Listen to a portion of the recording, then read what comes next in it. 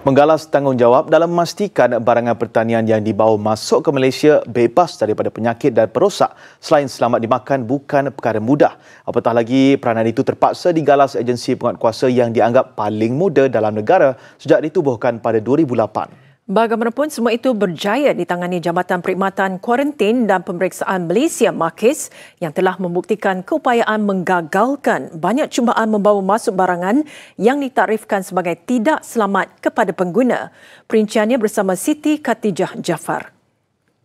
Kira-kira 500 anggota dan juga pegawai MAKIS ditugaskan untuk memeriksa dan juga memantau keselamatan barangan pertanian dan juga barangan makanan di kesemua 57 pintu masuk utama negara, antaranya termasuklah merangkumi kawasan pelabuhan, kawasan lapangan terbang dan juga sempadan negara.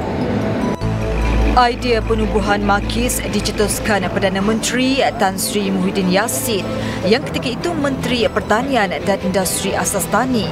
Model MAKIS diinspirasikan daripada Australian Quarantine and Inspection Service (AQIS) yang mana ianya dapat meningkatkan kecekapan, mengurangkan kos dan memastikan hanya satu agensi yang mengawal import atau ekspor produk pertanian. Setiap produk pertanian termasuk tumbuhan, daging dan ikan bukan sahaja dikawal, malah mesti mempunyai permit. Permit daging misalnya wajib mendapatkan sijil veterina daripada negara penghantar. MAKIS seterusnya akan memastikan daging itu disembelih dan diproses di loji sembelihan yang diiktiraf Kerajaan Malaysia. Begitu juga produk pertanian lain seperti cili merah dari Vietnam yang disekat masuk kerana mengandungi peratusan racun melebihi kadar ditetapkan kerajaan. Juga sesetengah harum manis yang menjadi pembiakan kumbang pengorek yang merosakkan industri mangga negara. Hakikatnya cubaan menyeludup barangan yang tidak mematuhi spesifikasi ditetapkan berlaku saban hari.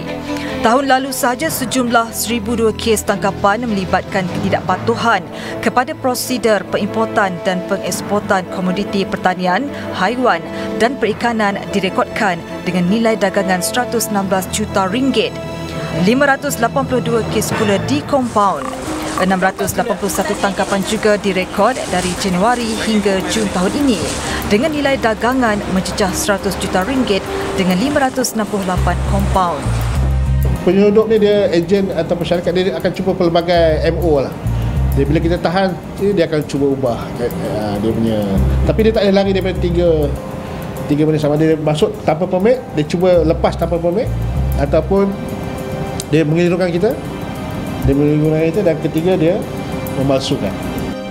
Setiap kesalahan disiasat mengikut Akta Perkhidmatan Kuarantin dan Pemeriksaan Malaysia 2011 Akta 728 di mana kuasa MAKIS terhad kepada 3 tempat iaitu pintu masuk, stesen kuarantin dan premis kuarantin yang diwartakan di bawah akta berkenaan.